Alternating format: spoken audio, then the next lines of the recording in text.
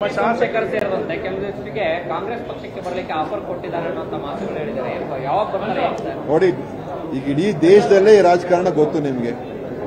ಏನ್ ಮಾಡ್ತಾ ಇದಾರೆ? ಎಲ್ಲೋದ್ರೂ ಕೂಡ ಸರ್ಕಾರಗಳು ಬೀಳಿಸುವಂತದ್ದು, ವಿರೋಧ ಪಕ್ಷಗಳನ್ನ ಇಲ್ಲಿ ನೀವು ಆಫರ್ ಕೊಟ್ಟಿದ್ದೀರಂತಲ್ಲ ಸರ್ ಎಚ್ ಡಿ ಸೋಮಶೇಖರ್ ಸೇರಿದಂತೆ. ಎಚ್ ಡಿ ಸೋಮಶೇಖರ್ ನಮ್ಮ ಹಳೇ ಕಾಂಗ್ರೆಸ್ಸಿಗ, ಆಯ್ತಾ. ನಮ್ಮ ಜೊತೆ ಅನೇಕ ಜನರ ಜೊತೆ ಒಳ್ಳೆ ಸಂಪರ್ಕ, ಸ್ನೇಹ ಇದೆ.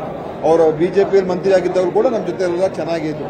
ಮುಂದಿನ ರಾಜಕಾರಣ ಅವ್ರೇನ್ ಮಾಡ್ತಾರೋ ಅವ್ರಿಗೆ ಬಿಟ್ಟಿರೋದು, ಅದು ಬೇರೆ ಪ್ರಶ್ನೆ. ಅದೇ ಅವ್ರಿಗೆ, ಯಾಕಂದ್ರೆ ಅವ್ರು ಪ್ರಾರಂಭ ಮಾಡಿದ ದಿವಸದಿಂದ ಕಾಂಗ್ರೆಸ್ ಅನ್ನೇ ಪ್ರಾರಂಭ ಮಾಡಿದ್ರು.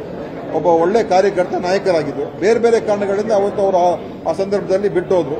ಅವಾಗ ನಾವೆಲ್ಲ ಅವ್ರು ವಿರೋಧ ಮಾಡಿದ್ವಿ. ಈಗಲೂ ಕೂಡ ಅದ್ರ ಬಗ್ಗೆ ವಿರೋಧ ಇದೆ. ಆದರೆ ಫ್ರೆಂಡ್ಶಿಪ್ ಅಂತೂ ಇರ್ತದೆ. ಆ ಫ್ರೆಂಡ್ಶಿಪ್ ಅವ್ರ ಜೊತೆ ಇದ್ದಾಗ ನಾವೇನ್ ಮಾಡಕ್ಕೆ